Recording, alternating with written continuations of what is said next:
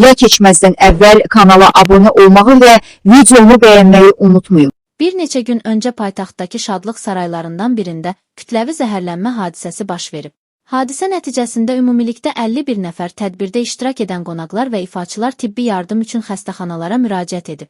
İlkin ehtimallara əsasən zəhərlənməyə səbəb kimi tədbirdə təqdim olunan salatlar göstərilir. Restoran və ictimai yaşayış obyektlərində salatların təzə olmaması, bir neçə gün əvvəl hazırlanmış və dəfələrlə servis edilmiş yeməklərin təqdim olunması ilə bağlı iddialar vaxtaşırı gündəmə gəlir. Bununla belə toy, nişan və digər məclislərdə ən çox istehlak olunan təamlar arasında məhz salatlar ön sıradadır. Eyni hal bayram günlərində ev şəraitində də müşahidə olunur. Xüsusilə yeni il və digər ailəvi bayramlarda hazırlanan salatlar soyuducularda günlərlə saxlanılır və təkrar istehlak edilir. Bəzən bu müddət bir həftəyə qədər uzanır.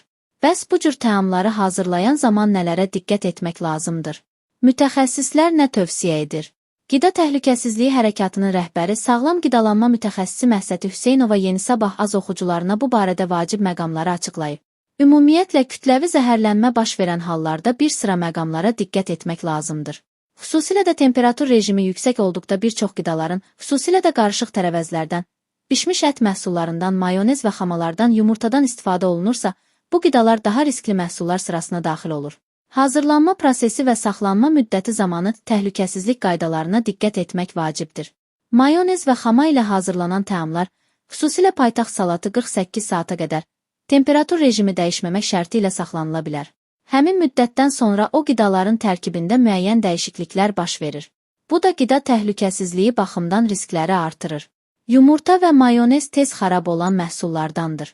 Sözügedən müddət bitdikdə onların tərkibində bakteriyaların yaranması üçün əlverişli şərait ortaya çıxır.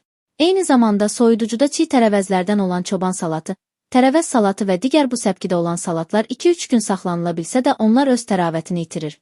Çünki doğranıb qarışıq saxlanıldıqdan, müəyyən əlavələr edildikdən sonra hər saat keçdikcə azalmağa başlayır. Ekspert bildirib ki, bəzən məclislərdə soyuducuda yer olmadığından salatlar otaq temperaturunda saxlanılır. Bu zaman bakteriyaların çoxalma sürəti daha da artır ki, bu da məhsulun keyfiyyətini daha da aşağı salır. Bir də bəzi məhsullar bir gün öncədən qalır və onu yenisi ilə qarışdırırlar.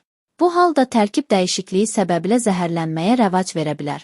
Bir çox hallarda məhsulun qoxusu və dadında dəyişikliklər olsa da, yaxşı görünməsi üçün yeni məhsullarla qarışdırıb gözəl görünməsi üçün suni dadlandırıcılardan istifadə olunur.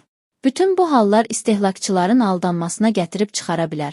Salat hazırlayan zaman istifadə olunan vasitələr, qablar, doğrama taxtası, bıçaq və alətlərin yuyulmasına diqqət etmək lazımdır.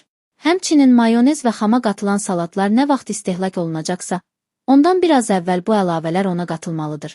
Belə olduqda daha çox saxlama müddəti yaranır. Saxlama temperaturu isə müsbət 4 dərəcə yaxud daha aşağı olmalıdır. Hüseynova vurğulayıb ki, salatlar ən yaxşı halda 2 gün ərzində yeyilib bitirilməlidir. Çünki vaxt keçdikcə qida dəyəri aşağı düşür. Bu hal immun sistemi aşağı olan insanlarda, uşaq və yaşlılarda zəhərlənmələrə səbəb olur. İmmuniteti güclü olan şəxslərdə isə mədə-bağırsaq funksiyasının pozulmasına gətirib çıxarır.